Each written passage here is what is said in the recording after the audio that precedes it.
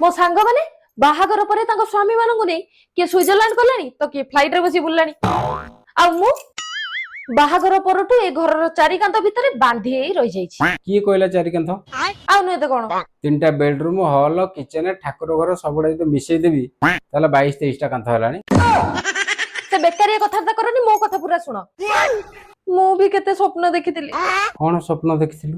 बाहागर परे मो स्वामी सहित विदेश बुलिबी फ्लाइट रे बसिबी। ए स्वप्नटा खाली एका तोर नो आजिकली बहुत झिए स्वप्न देखुछन जे बाहागर परे स्वामी संगे विदेश जीबी फ्लाइट रे बसिबी बहुत सारा शॉपिंग करबी भलो भलो जगह बुलिबी हेले स्वामी पैसा रे।